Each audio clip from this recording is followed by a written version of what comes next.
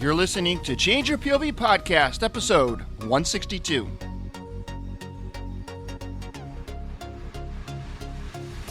I'm looking for the owner of a local restaurant. You say, yeah, call him up. That would be a lead. A referral is, hey, Eddie, I'm still looking for this connection to this restaurant. And you'd say, let's the three of us sit down. I'll introduce you to him and I'll get the conversation started. I think you two would really hit it off. So the referral is more personable. It makes the true connection so you, the one who's asking for it, aren't just cold calling a stranger.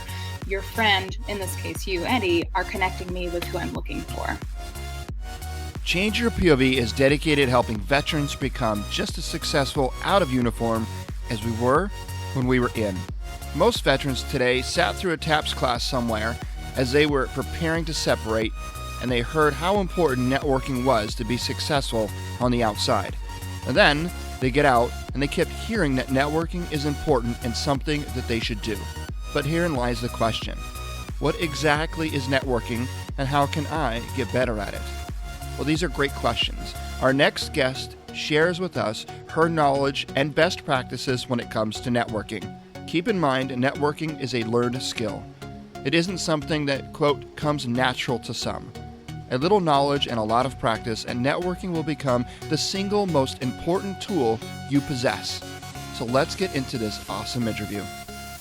Hello, folks, and welcome to Change Your POV Podcast. I am your host, Eddie Lazary, and I am on with Jillian Miner. Bennett could not make it tonight, but that's okay. He wishes everyone well. He just had a birthday, folks, so if you get a chance to hit him up on social media, make sure that you wish him a happy belated birthday. I think he's 60 now or something close to that. I'm kidding. He's only 40-something, but older than me. That's all I know. So, folks, we are on with Jillian Miner. Now, this is going to be a very, very unique episode in that a lot of the questions, oftentimes when I have a guest on, I'll ask questions that are very, useful and helpful to the audience. But then I get an opportunity to have somebody like Jillian on, and I'll ask a lot of questions that I am curious about and that I want to learn. And hope that the listening audience is going to gain. No, I know for sure that the listening audience is going to gain a lot of value out of this. And so everybody's wondering who Jillian Miner is. Well, Jillian is the president of the Toastmasters International Club that I am now a member of and have been a member since October of last year. So it seems like yesterday, but then again, it's not. It's not been yesterday. Wow. And October, yeah. Yeah, October. Can you believe that? And so that's how I first met Jillian. And then she invited me to attend a BNI meeting. And we're going to get into BNI because this month we're talking about all things networking. And then towards the end of the show, I want to talk about how you've been able to leverage the power of networking. So that's this episode. What it's really about. It's about harnessing the power of networking. A lot of people hear that networking is extremely important. They know they should do it, right? A lot of guys and gals coming out of the military, they hear this, make sure you network, and networking's where it's at, and networking's more important than a resume, and all those things. There's a lot of grain to that truth, right? There's a lot of truth there, but a lot of people are like, okay, I get it, but I don't know how to do it. And so that's what this episode is really going to be about. But before we get too far down in the road, we are doing something new. I kind of talked to Jillian before we started recording, is we're obviously recording our audio for the podcast episode, but I'm also recording the video portion of this and all of the unedited stuff and everything that happened before we recorded and everything that happens after. That's all available through video through this incredible platform. It's called BeLive.tv, and you can find more about that by going to BeLive.tv. And the reason why I'm recording this on BeLive is I'm taking the video that we're recording right now, and I'm going to be uploading it into our Patreon page. And for those folks that are unfamiliar with that, is the links to everything we're talking about is going to be in the show notes for this episode, so you can go and click all of that. But if you want to go and you want to check that out now, let me get my little screen up here. So we are going to be talking about the power of networking. and Patreon. So Patreon, you can find more by heading over to changeyourpov.com/support us. Now, what Patreon does is it allows listeners of the show and people that support our work to go on, and there's 4 different pledge levels. There's $1 a month, $3 a month, $5 a month, and $10 a month. And for each level, or depending on what level you want to give, you unlock a different set of bonus material. So if you're pledging $1 a month, there's 4 bonus materials that you'll unlock. If you pledge $3, you're going to get 4 additional. You'll get all of the $3 level plus all of the $1. If you pledge $5, you're going to get all of 1, all of 3, all of 5. You get the idea. And if you pledge for the $10 a month, you're going to get all of the bonuses. And one of the bonuses that you get in this pledge level is the opportunity to get the behind-the-scenes video footage of the interviews that we're doing. Bennett and I, we do weekly strategy meetings that we're kind of letting people get a peek behind the curtain on. It's a little bit scary because it can get a little jackassery at times, but it's all in good fun. And so this video of Jillian and I are actually going to be available over on Patreon. It's the only place you're going to be able to see this video and take full advantage of everything that it offers. Otherwise, for the normal podcast listeners, this is just in audio, and you will get all of the edited versions, or all of the edited version of that, so you won't get all of the mess ups, screw ups, pauses. I forgot where I was going with that type of thing. So with that, Jillian, talk to us. Who are you? Where you come from? What do you do? Like, let the listening audience in on who you are. Sure. Hey, guys. I'm Jillian Miner. Thanks again, Eddie, for having me on. And I guess I'm all about networking, and that's what I should really tie all this into. I'm a local business owner in Harrisville, New Hampshire. I like to say I live in the forest because we really do. It's amazing out here. I own a wellness and weight loss business, and my husband and I own a maple sugaring farm. And I joke that I had to start a wellness and weight loss business because I gained so much weight eating all the maple deliciousness. I've been in this area in New Hampshire for 7 years or so. I went to school at UNH in Durham, and that's where I met my husband. He's from around here, and I'm originally from Connecticut. Maple farming. How does that work? Oh, we make maple syrup, and I make maple candy and maple cream, and it comes from the maple trees and maple sap, which I thought was more like, it came out of the trees more like syrup, but it's more like water, and you have to boil all of the water out of this, or you have to condense the sap into the syrup. It's an intense process, but I love it. So you don't have like buckets like nailed to the tree, right? No. Is that like the way you we have, that's what they used to do. Yeah. But we have tubing. We have about 7 miles of tubing in our woods, and all of our maple trees deposit their sap right to our sugar house. So we don't have to go collect any buckets. It all comes to us. Wow, that's pretty cool. How long does it take to tap 7 miles worth of tubing? Takes a couple days. Yeah. With a lot of help, it's shorter, but a couple good days out in the woods. So in one season, how many gallons of this watery sap do you collect? Sap, we usually collect probably on average 12,000 gallons. Holy cow. And we make about 300 gallons of maple syrup. What do you do with 300 gallons of maple syrup? That's why I had to start my wellness business. Hello. No. We sell it. We have a little bit online presence. We're in some local shops, and we can 100 gallons throughout the year. It's pretty cool. So with all these little adventures, right, you've got an online store, shopwithjillianminer.com. That link will be in the show notes. You sell maple syrup. You've got this health and wellness business on the side. You're a president of Toastmasters. You're a member of BNI. Like, with everything you've got going on, is that the reason why you got into networking, so you can get the word out to more people?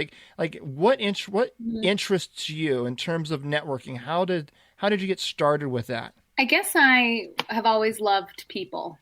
I'm a people-y person, and I started my career in this area in the Monadnock region, working at a center for entrepreneurship. If you wanted to start your own business, you could go here and learn what not to do. You ended up doing it anyway. And a big part of getting the word out about a new business or an existing business was networking. I think it really helped me because of the people aspect, that I really like people. And I realized that I needed to be involved in businesses to get the word out there about what I was doing and what I am doing. So how did you get introduced? Well, first of all, what is BNI and what does it stand for? Kind of how does it work? Yep. So BNI is Business Networking International, and it's actually a franchise, I believe, and it's international. It is a system where you attend a weekly meeting, and it depends on the number of people who are in your chapter, your local group. We have about 40 members in our Keene ABC chapter. It's about creating these relationships so these people in this group can talk about your business. I'm the only one who's a weight loss coach in my group. You can't have two people in the same seat in your group, which is really nice. They understand how to refer me to a friend as opposed to somebody else. There is a photographer in the group. There is a web designer. There's a screen printer. We have a lot of great people in our group. And the whole idea behind it is you get to know these people, and then this is your sales force. You're making this relationship. You're networking with them every week, both at the meeting and outside, so they know how to connect you with the people they're talking to who have the problem, so you can be the solution. Let me try to break this down here for the audience, because it took me a little while to kind of catch on to this myself when I first learned about BNI. And that is, so you got multiple clubs all over the country, and in fact, all over the world, hence the international piece. And each club, you vary in size. The whole object or the whole goal is to get more people into your club, because the more people you have, the larger your network, the more reach you have, essentially. But what it does is, once you're in this particular club, you claim an industry spot, I guess, for the lack of a better term. A seat, yep. Right. So if I'm a podcaster and I join BNI, and I could claim the seat as a podcaster. If somebody else comes in and is also a podcaster, they can't join the club as a podcaster. They'd have to join that club as something else, or they'd have to find a different club. Is that right? Correct. We have 3 different insurance people in the group, and one of them does personal insurance, one of them does commercial, and the other one does life. And they might do different things in their own business, but that's what they can talk about at our meetings. Got it.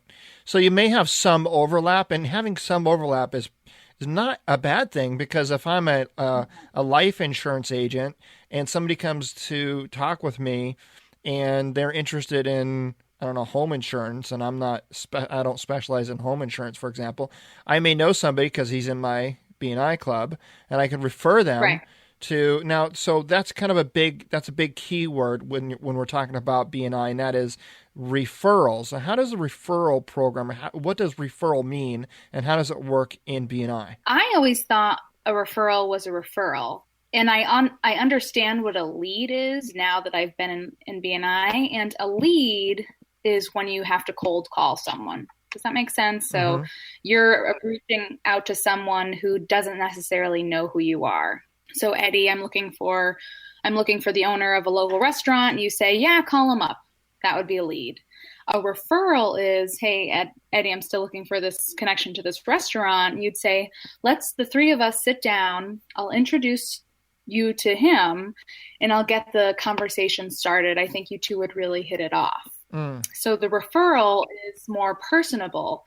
It makes the true connection. So you, the one who's asking for it, aren't just cold calling a stranger. Your friend, in this case, you, Eddie, are connecting me with who I'm looking for. Does that make better sense? It does it makes perfect sense. It's exactly what happens if you're doing it correctly. That is, it's exactly what happens within, say, LinkedIn in the professional networking spaces. You could, but you don't just reach out to somebody and say, hey, dude that works at this company, I'm looking for a job. You're going to network with somebody, and you're going to get to know them and build that relationship. And then they're going to learn about your desire or interest in meeting somebody or working at a particular company. And they're going to say, hey, I know somebody. Let me make the introduction for you. So that's how it happens. Yeah. And it's way more prosperous, let's say. Now, there's no guarantees, right? I mean, the only difference really between a lead and referral is there's some skin in the game with referral, meaning somebody that refers somebody to somebody else is their reputation is a little bit on the hook, wouldn't you say? Oh, yes. Oh my gosh, yes. You can give a bad referral, meaning you didn't do it the right way. You just gave a lead, or the person who you were looking to connect, the one who looking for the referral with isn't the greatest person to connect with. And that also reflects back on you who are helping your friend out or whoever. And so how does this help grow your business? Now, you said that you're claiming the seat in your BNI club as in the health and fitness space, not in the maple syrup space, right? Right.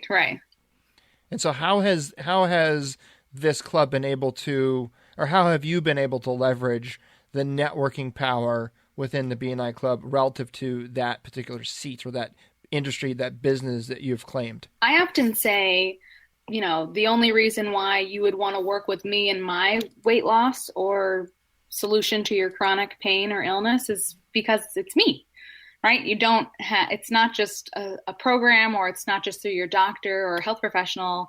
I bring my expertise and my accountability, sharing that with my fellow members of BNI. They can see how passionate I am about what I do, about changing people's lives and helping them feel better or get well, and that I'm sincere. I don't just want to sell them a product or a program and not follow up. I often say, once you're my client, if you buy a month's supply of something or you're with me for a while, you've got my accountability no matter what, because I'm in it to win it. I'm in it for you. And I feel like BNI, the whole reason behind it is this relationship I'm building with all of my other members, that they can see who I truly am and they can trust me and maybe try my services out personally. And then they'll for sure recommend me to a friend. Right.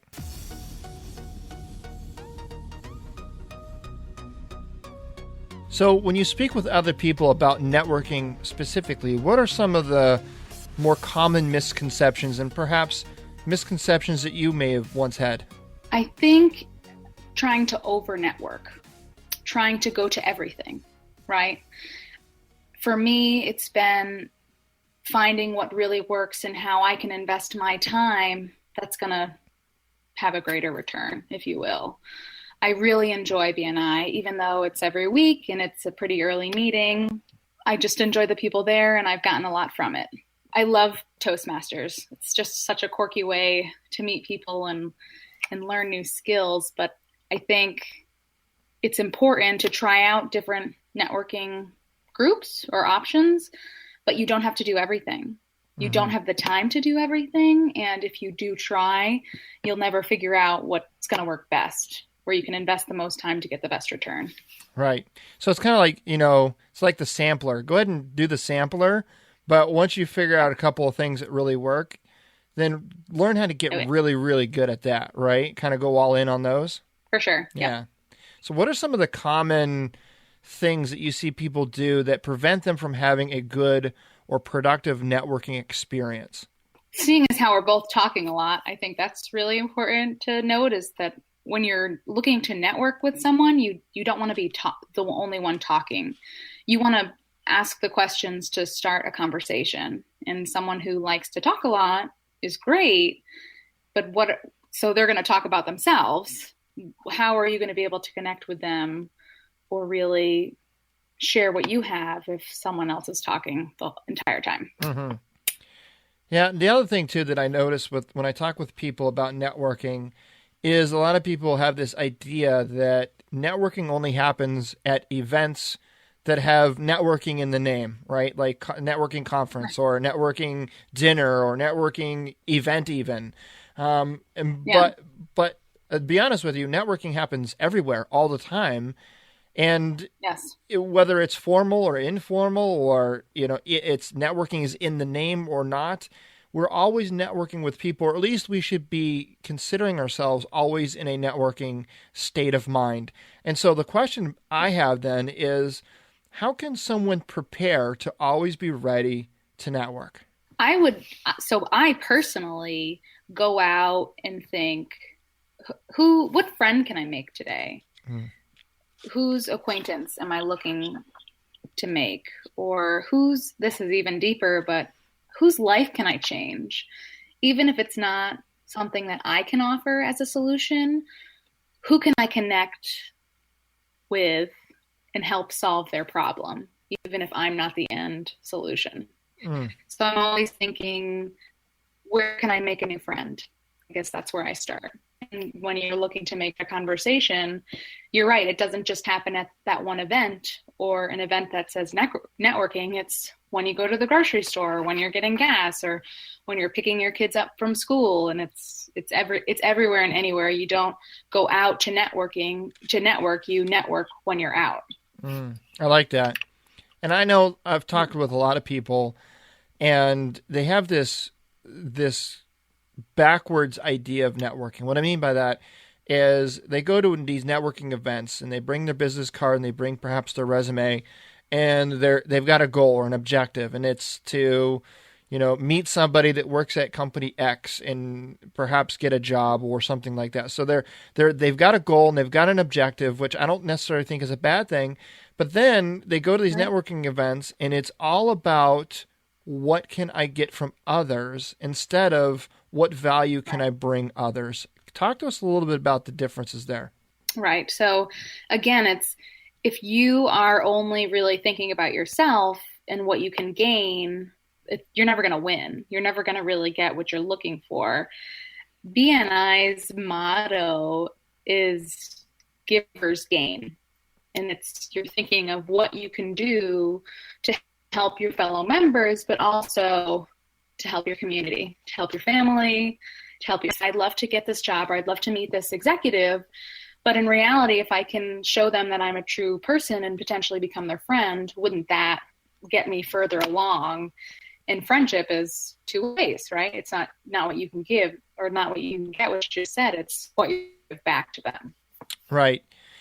So what are the dangers? And then here's the other thing that I see too, is this idea of giving with expectation of reciprocity, right? Oh, it's funny you say that. My dad owned his own business for a long time. He was in the construction industry, and I worked with him for a couple of years. And he was a hard worker, but he always had this attitude of give it until you don't have anything to give, but then give some more.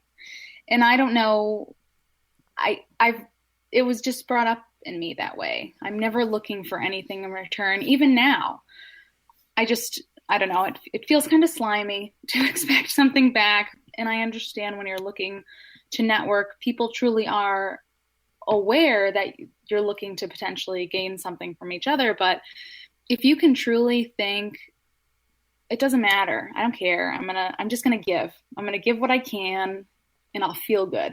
If that's all you can get back is the feeling of accomplishment, or that you helped someone else, like maybe that's what you should be thinking of gaining back. Just give it and let be what will be. So I give workshops and I talk specifically about networking, particularly to the student veteran community. And this thing comes up very often, and that is, I have nothing to give. I don't have a degree. I don't own my own business. I don't have anything that I can leverage. I don't have a big network. Like, a lot of people just, instead of looking at the glass half full, they're looking at it always half empty. So what would you say to those people that just feel like they don't have anything to give? What do they have to give? I think we all have the same amount of time. Whether we're an extremely successful CEO or where we work at the bank or a restaurant, we all have 24 hours in a day. If you don't really think you can give much expertise or experience, you can give time. Where can you support your community or put some energy and time into learning a new skill so you could give something back, something more back? Why? We all have the same amount of time, so why not give that if that's all you have to give? Because you could learn something. Even if you're not giving, you can get something too. Right. And I think that's so true, because time is a finite resource, and it's the most precious commodity that we all have.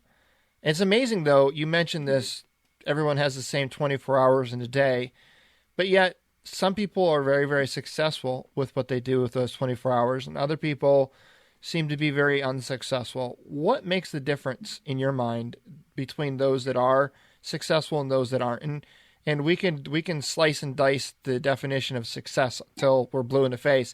But rather than do that, I just want to understand what is it that some things that maybe perhaps that you do to help you find success in those 24 hours? It's not just about time management. I think it's about personal management. Your personal mind games and head trash and your personal schedule and your life. And what I have found works best for me is sticking by my time, sticking to my schedule. If it's down on my calendar, if it's on my schedule, it's going to happen. There's a thought in my head. I need to write it down, get it out of my head so I can come back to it later, so I'm not having a guessing game on what the heck was I going to do? I hope it wasn't really important. It's written down somewhere, hopefully organized, that I can come back to.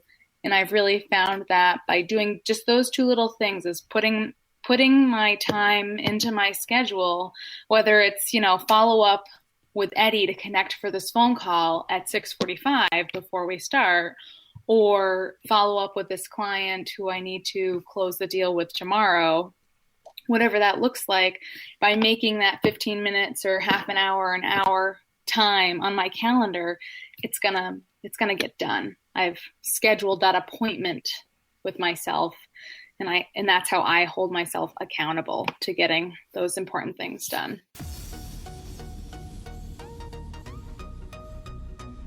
So what are some steps or tips for those listening that they can use or follow that will give them a better networking experience the next time they have an opportunity to network with somebody? What are some things that you would recommend that would make them more successful?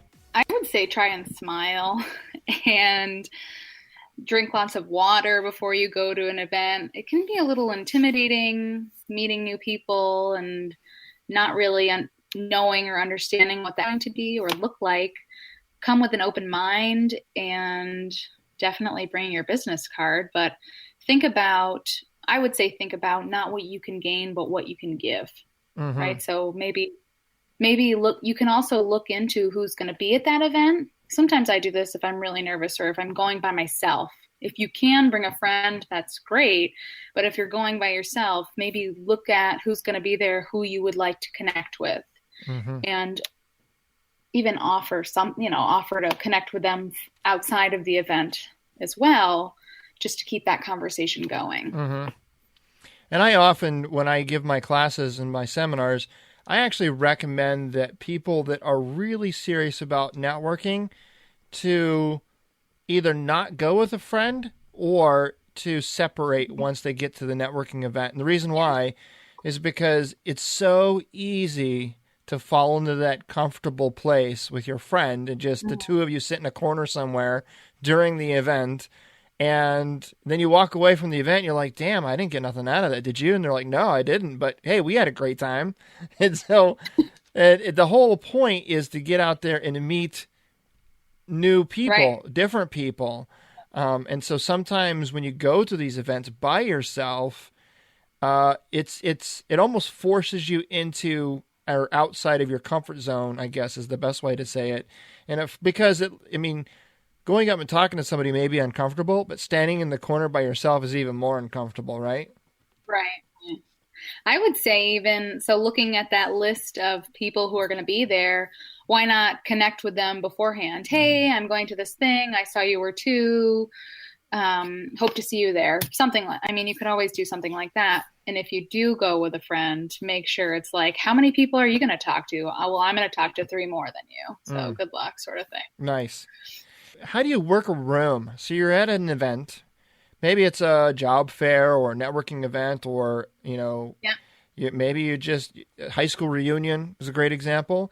So how do you walk into a room and work the room to the point where you're being effective, you're adding value, and you're not being like too over the top? And because the two of us, we could walk into a room and just completely just overshadow everybody in the room. So fun. Well, it's another great thing. My dad, he said, give the shirt off your back even if you're not wearing one, but he also said, make like you own the place. And I don't think he ever meant that in a cocky sort of way, but he meant be comfortable, be confident with yourself. When you walk into that room, are you smiling? Are your shoulders back? Is your posture great? Are you well? Is your breath fresh?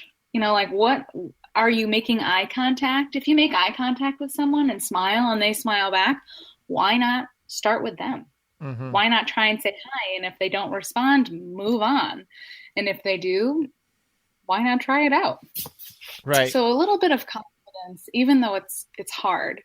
It's so hard. And you've got this head trash going on. Oh, nobody's going to like me. Everybody's looking better than me. They're more successful, whatever the heck it is. You just have to think, well, why am I here? What can I really bring to the table that they don't have? How can I change their life? How can I make this great new connection? What can I give? And smile. So it's interesting you bring up this term, head trash, right? We've talked about it on the show before. It's this negative self-talk that we have. We all do it, right? Yeah. It's the little, it's sometimes in the cartoons, it's perceived as the angel and the demon on our shoulders, right? But it's such an important thing to recognize. A lot of the things that we talk about on the show is introspection, right? Becoming familiar or aware of yourself and recognizing when things like that pop up, that self-negative talk. We call them limiting beliefs, right? So what do you do to quiet that voice in your head that's not being very helpful at that moment? It's really hard, I think, to quiet that negativity. And what I've done a little bit of self-help work, and I found that if I identify it right away, I realize that I'm being negative, I say the opposite. Even if it's ridiculous, laughing at myself or laughing because I can believe the positive, I try to change the situation around right away. And I try to state a positive affirmation instead of the negative head trash. But it's hard to get in the swing of that. And once you do it for a little while, it gets to be easier. Yeah, and I think the most important step there is recognizing it, seeing it. When it creeps in, you've got to be like, you got to be on top of it.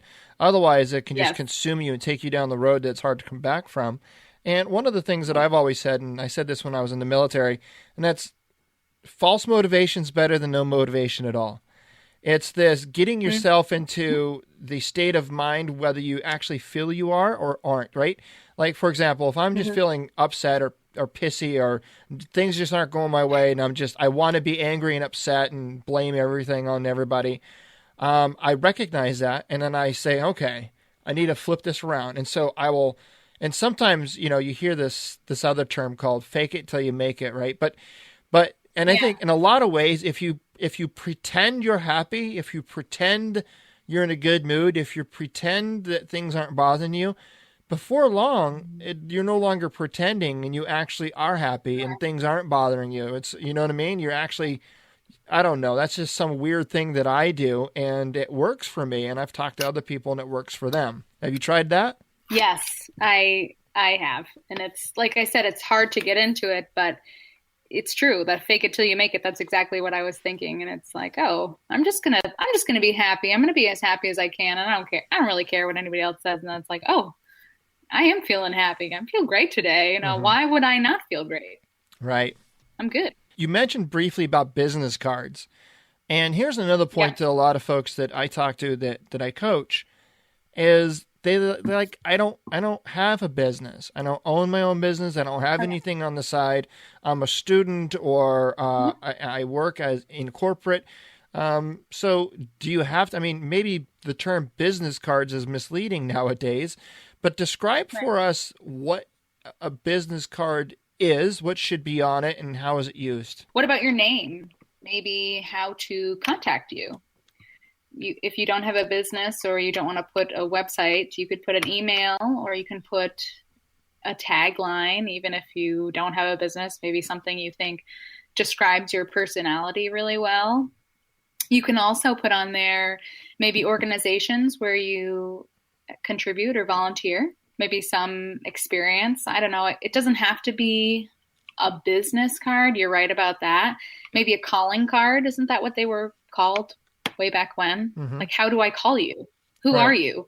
What can I leave behind?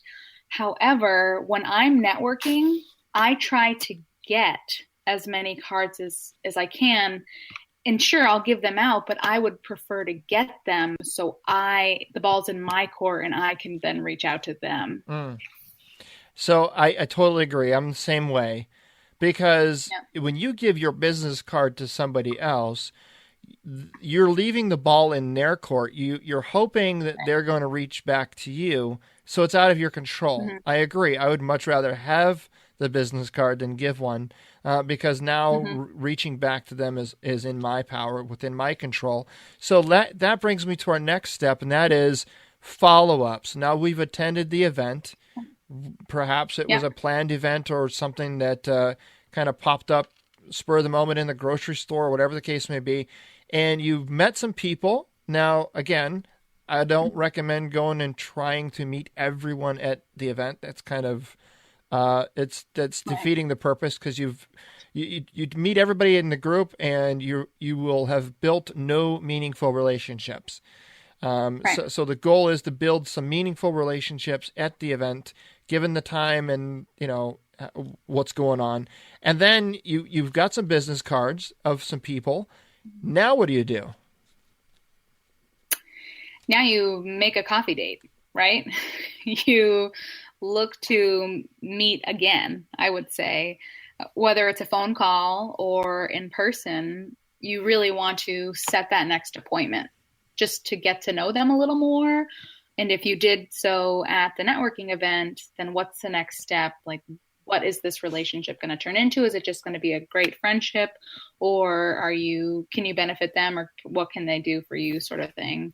Just also, I wanted to mention, I really like connecting with people on social media. I feel like when I'm in an event and I don't want to collect. Are you on Facebook, or are you on LinkedIn? Let's connect right now so we can, touch base or follow up when we are looking for each other's contact information later. Mm-hmm. That's a really good tip. Yep, I do highly recommend making connections on social as quickly as possible. My recommendation is to reach out to them within 24 hours, whether it be a phone call, an email, or some type of connection on social media, and then follow up within a week to make that coffee date or whatever, meet up somewhere and have dinner or lunch or just a coffee. One of the tools that I came across, I'm looking it on my phone right now. I have an iOS, iPhone. I don't know if it's available on Android, but it's an app that's called CamCard. And the reason why I have this on my phone is because I always have my phone, but I always misplace these cards. And so what I've started to do now is when I get back to my hotel room, like if I'm traveling and I go to an event, or I go to a local event and I come home, the first thing I'll do is I'll take all the business cards that I have collected and I'll actually scan them into this app. And it's really cool. As long as you got some decent lighting, you just, it accesses your camera on your phone, and it takes a picture of the business card, and then it actually sucks the information off the card and puts it in a digital format into my contacts in my phone. And so that way I've got all the information. I don't have to hold on to the physical cards anymore. I can discard them or lose them like I would anyway. And I've got all their information, because sometimes it takes time to get through, if I've got 10 or 12 cards, I maybe not have I don't have the time to sit down and try to find everybody on social media, or to sit down and write, 15 emails all at one time. I'll do that a little bit as I go. But I want to make sure I capture the information, and I do that with that app. Is there any other little tools like that you use? I actually use that app. Oh, I do. Okay. And I just wanted to actually mention a follow-up process that I do. I think it's like 137 or something like that. So within the first day or 24 hours, I'm following up and making the next appointment. And on day 3, I'm making sure we're all set to meet up, or if we need to reschedule. And on a week apart, if we've already met, I like to touch base again. And if we left the meeting saying, oh, I'll do this for you and I'll do this for you, touch base on the homework, if you will, or the next steps.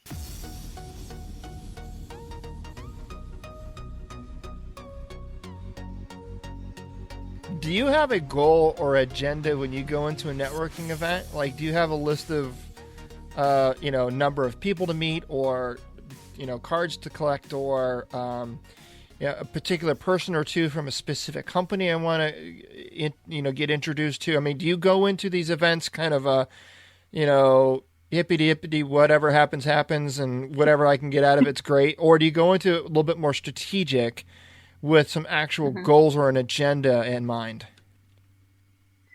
I do a little bit of all of those things, but I found that it's most effective when I do a little bit of research and say, I'd really like to make this person's acquaintance. It might not be because I want to make them a customer or close a sale with them, but they have a large network, or they are good friends with someone I want to meet. If I do a little bit of homework before and I make the connection, or I ask someone to make that or introduce me, I feel like I've done a good job and I've been successful. But then I'm usually like, oh, I should have prepared a little more and thought about out of this event. So that mindset, it's not detrimental. It's just me being like, I'm going to give to this event. I'm not necessarily going to I don't want to get 15 business cards. I want to connect with her or him. And then who can I introduce them to? Right. There you go. That's how you add value. Giving back. So I want to transition a little bit now into every one of my listeners at some level is interested in making extra cash, whether it's on the side or, maybe their spouse is interested in making some extra money, or whatever the case may be. You have this place. It's called shopwithjillianminer.com. And talk to us about this business model, how you got into it, and what you do there. Sure. My business is a franchise, if you will, an internet franchise. And me as a small business owner with the maple sugaring operation, I realized that I have to be online and brick and mortar. We literally have to be brick and mortar because we make the stuff from the trees in our backyard, pretty much. When it comes to this internet franchise, a lot of, more and more people are looking to save money and save time and continue shopping online. And that's what this internet franchise means. It's when you're shopping online for the stuff you're already buying, whether it's toiletries or, toilet paper, paper towels, or shoes or travel or tires for your car, whatever the heck it is, stuff that you have to buy to live your life, these expenses, are you paying retail? Are you getting anything back? Are you finding the best deal? My website and this business that I bought into is all about not necessarily paying retail anymore. Every purchase that you make through my website, you're earning cash back. We like to associate it to an annuity. And I know that's a big word, and I didn't understand what an annuity was when I first heard about it. But instead of a conventional annuity where you put money away and you get paid on the interest, we've termed this the shopping annuity. You're not putting a ton of money away, you're spending your money But by doing it through this website, you're earning something back, every penny that leaves your pocket. I haven't figured out how to earn on my mortgage payments yet. We're working on it, but whether it's gas in my car or groceries in my refrigerator or clothes on my back, every penny that's leaving my wallet, I'm earning something back on. And it's free to start shopping like this. The platform is similar to Amazon, if you guys have heard of that, but it's a little bit different because the consultant on this website is me. If you ever have a question, you're not going to be directed to someone who's not local. It's going to be me who deals with whatever you're looking for. So somebody comes to shopwithjillianminer.com and buys, let's say tires or something. They go through your site and they buy a set of tires. Now, how does the business model work? Are you getting a percentage of that sale, or how does that work? Every penny that moves through my website, it has a volume associated with it. And me, as the owner of my site, I earn commission when that volume hits a certain threshold. So all of the volume generated through my website is working towards my commission check. And so maybe you would buy those tires at Tire Warehouse. Have you heard of that? Mm-hmm. Or where the heck are the other? Who cares? Or maybe it's through Walmart or Target.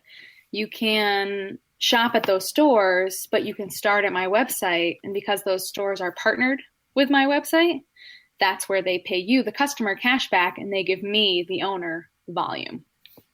So volume in terms of product movement or volume in terms of dollars sold? Product movement. Okay. So the customer is the one who's getting the cash back on the sale, but I'm getting the points associated with the volume of product moved. Let's say now I'm the consumer. So I'm the one I would be the one going to, say, Walmart to buy these tires. Right. I would get, so it'd be more like it's almost like a merchant coupon, right? Is that kind of what it's like? Nope. It's cash in your account. So Walmart, if that's where you're going to buy your tires, partnered with my webshop.com or shopwithjillianminer.com. And they said, okay, here's my partnership. I'm going to allow my customers 2% cash back if they come from your site. So they've, instead of agreeing to paying advertising dollars for being on my website, they're putting that money towards the customer's cash back. Mm. So it's not a coupon, it's literal cash back. So when your account, and you can go on and you can create your own free profile and start shopping right away. And when your account hits $10 that you've accrued in cash back, you can ask for a check and it's cash. No coupons. So that's pretty cool. So how many different partnering companies are associated with your site? We have over 3,000 partner stores. Wow. So the chance of the chance of me shopping somewhere that maybe is not available on your site is probably slim to none. Right. Yeah. Yeah. So you'll probably find something. Have you heard of Groupon? Groupon, yes. No, Yes. Groupon is a partner store. And you can get your own crazy deals on Groupon, like restaurants.com is a great partner store. I don't know, like I said, Target, Home Depot. Oh my God. I get so much cash back from Home Depot because we have this sugaring operation where we're constantly needing stuff. Anyway, but we've got over 3,000 partner stores, and like giftcards.com is a partner store. So I go on giftcards.com and I buy a Visa, or even Staples is a partner store, and they offer great cash back on gift cards as well. So I can get a gift card from Staples and I can go do my shopping with that. Wow, that's very cool. How long have you been doing this for now? I've been an owner of the company for about 1.5 years, but I've been a customer for a while. I've been on my personal products for over 5 years, and I've just started shopping on this website probably about 3 years ago because I was like, oh, this is really cool. I don't have to drive half an hour to the grocery store, and it'll ship to my house, and it's been pretty cool. That's very cool. And it's not like couponing, but it's like saving the most money. It's just the coolest. I don't pay retail for anything. It's all crazy with awesome savings. You ever seen that show, that extreme couponing show? Have you ever seen that? Yeah. That's like, I'd love to talk to them. That seems like it takes up way too much time to do that stuff. Yeah, that's crazy. Well, not only that, it's like, you watch it and it's like, oh man, they got all that stuff for free. It's like, yeah, they have like 3,000 rolls of toilet paper, like 16 jugs of dishwashing soap. It's like, yeah, they might have got it like really cheap or even free, but what do you do with all that stuff? You need like a warehouse. They opened a Costco. Yeah, right. Yeah. Oh, I think cool. Sam's Club is the partner store. I'm pretty sure that's. But I don't know. I don't need all that bulk stuff. But I mean, hey. Yeah. Well, so there you go, folks. Shop with JillianMiner.com, and again, all of the links will be available on the show notes page for this episode. Jillian, thank you so much for coming on and sharing with us your experience of networking, BNI, Toastmasters, maple syruping, and of course your online store. You got your hands in a little bit of everything. It's pretty cool. Yeah, I like it. It keeps me busy, and I get to meet all sorts of cool people. Yep. Works for me. Well, I'm one of them. Coolest person you've met in a long time right here. Oh, you totally are. Just setting the record straight here. All right. So Hannah might have to be. Yeah, Hannah, my daughter, she's definitely the coolest. Her birthday is actually coming up on the 10th. Yep, happy here birthday. in a couple of days she'll be 15. Wow. Oh my God. Yep. So it's like, what's that thing called that the was it the Mexicans have for? What's it called? Quinceañera. With the So we're not doing that. Quinceañera. Whatever it's called. Why? We are not doing that. That's all I know. Too much. Yeah. Anyway, where can people find? I've got your website there, but where else can people connect with you and see what else you've got going on? Facebook is always great, right? Yeah. What's your Facebook page? Jillian M. Miner. Thank you, Jillian, for coming on, and I look forward to seeing you at our next week Toastmasters meeting. That's the other thing, folks, that we've been talking about on the show is Toastmasters, people that are interested in not only becoming more comfortable with their public speaking, but also learning more leadership skills. And a lot of people think, well, I was in the Army for 10 years or 15 years or 20 years. I was a leader. I don't need to learn anything about leadership skills. Folks, I hate to break it to you, but leading people in the military is a completely different world than leading people in the non-military world. So, folks, you do need to learn a little bit about leadership skills. Even the evaluation. What's the worst thing you can do? Public speaking. What's the second worst thing? Public evaluation, right? Like, I don't know about you guys in the military, but it's hard to get public evaluation. But if you're open to receiving it, it's so beneficial. And that's what we offer at Toastmasters as well. Yeah, very cool. I'm enjoying my time. I love it. Thanks, Jillian, for coming on the show. And folks, never miss an episode. Hit subscribe on your podcast player of choice. And again, all of the show notes will be available over at changeyourpov.com/episode 162.